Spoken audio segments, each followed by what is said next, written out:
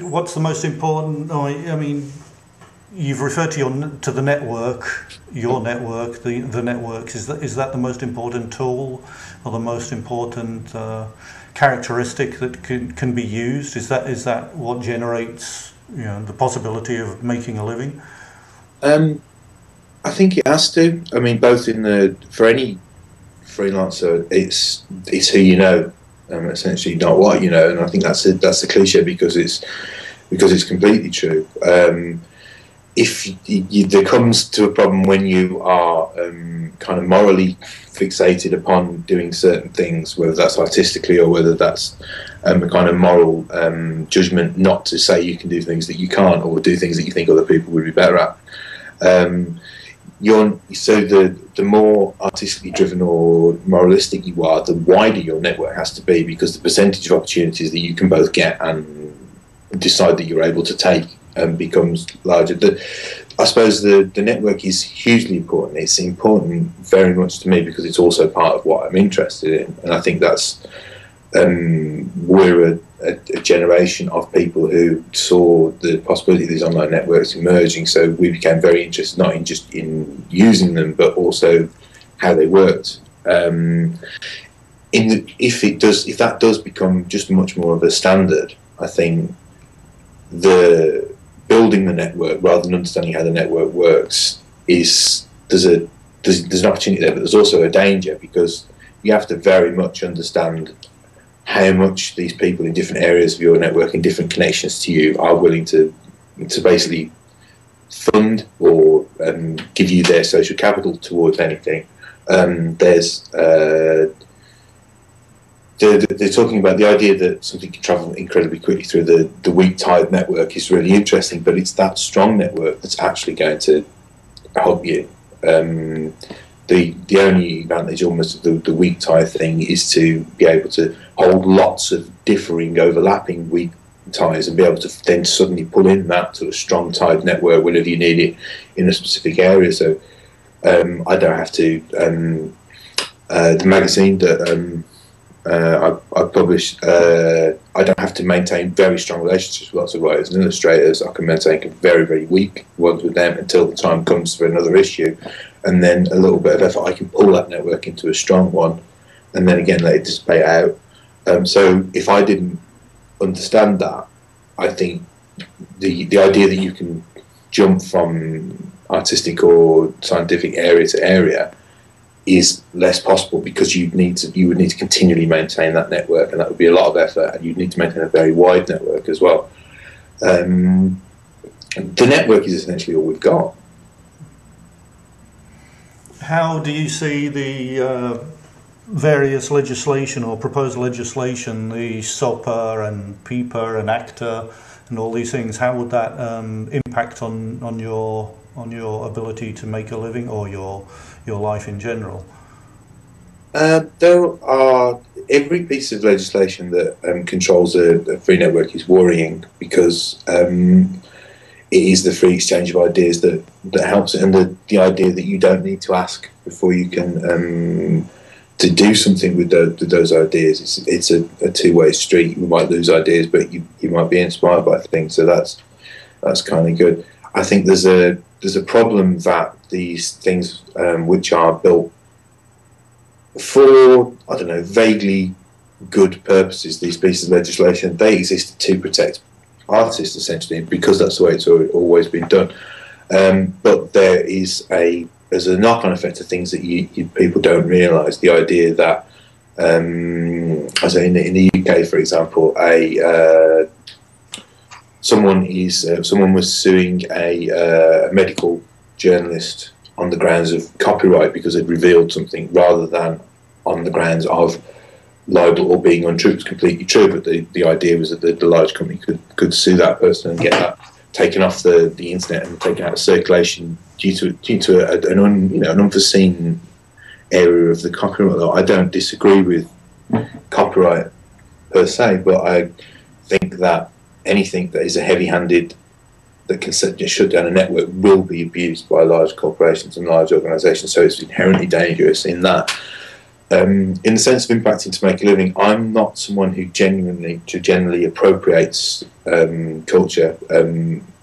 Mashup artists, people who are kind of making art about popular culture, have huge problems with that. There needs to be fair legislation. Fair parody legislation is one thing that I'm certainly interested in. During the last general election in the UK, I would suggest that the result wasn't as far and decisive as it could have been. One of the reasons we ended up with a coalition parliament hung parliament was that the kind of democratisation of satire online allowed anybody to essentially hold the government to a tiny little bit of account, to their own tiny networks, and the political parties. So that was the bit where it wasn't the online campaigning that people did. It was basically the online chatter.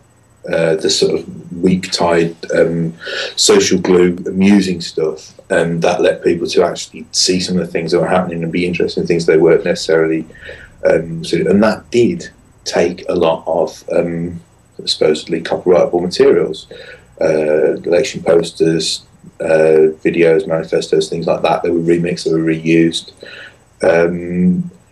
It would have been incredibly bad form for one of the political parties to try and stop that happening, but under a stricter online copyright regime, they would completely have been able to do that and stifle debate. I think there's a problem. There's a problem that's directly political.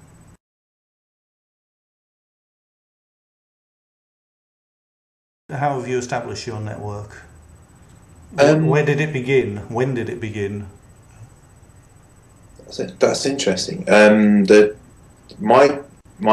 think the people who are good connectors have lots of interconnecting networks. So I've got networks from prior commercial kind of work that I've done in a conventional 9-to-5 sense, and the BBC one was very handy in that. Also, a lot of people that I still work with and trust. I've come from publishing or other media outlets that I've been exposed to like that. The kind of the sort of more artistic networks have genuinely come through first the internet, but then the offline meeting of those people that have previously met online. So a lot of the examples that I would draw on would be from around Birmingham, where I am, and that would seem to be incongruous with the idea that we're, global village, interconnected networks of networks and stuff. But that offline meeting space, that freedom to collaborate, that trust, that stupid little bits of, again, the weak-tied social glue stuff that allows you to essentially, if you can talk nonsense to people, you get to be able to trust them. So when it becomes a case of work, you will a lot more quickly collaborate with those people. I think that's definitely true. So those networks kind of started eventually, essentially when people from online, Twitter was the main driver for it, because it was a particular type of network that the early adopters enjoyed and didn't ever rely on people that you originally knew, which most social networks or network startups start saying, okay, we'll take this offline relationship online. It was an instance where people created weak online relationships. They vaguely knew these people, they vaguely knew what they were doing, they vaguely knew how they felt about different things, they vaguely knew them. We then took those relationships offline, which is where the trust came. The trust couldn't really be built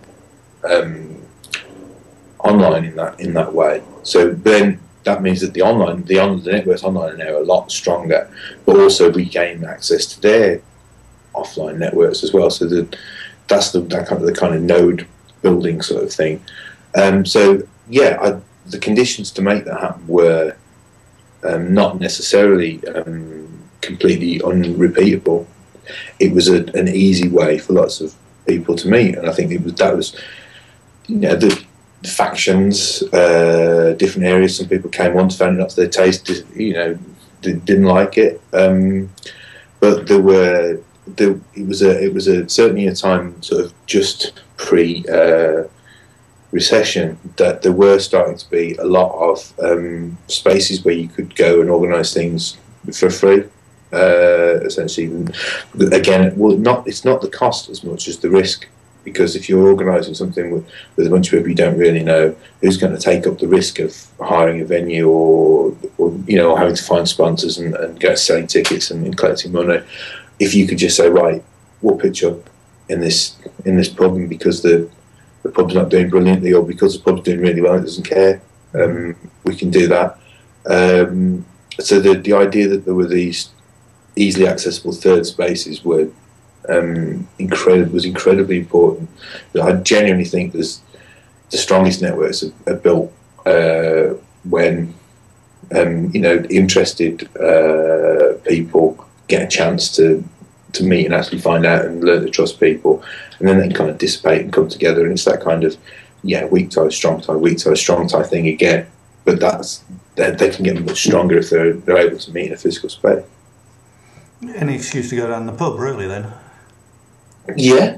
Or get dosed up on caffeine, or just essentially, well, again, for lots of people who are working freelance, an excuse not to sit in your own home office or your living room or your shed or wherever, and talk to people. That's sort of the thing that I've always thought about Twitter or online. It was the largest sort of open plan office in the world. If you don't know anything, you can stand up and shout and go, does anybody know anything about X? And somewhere somebody will.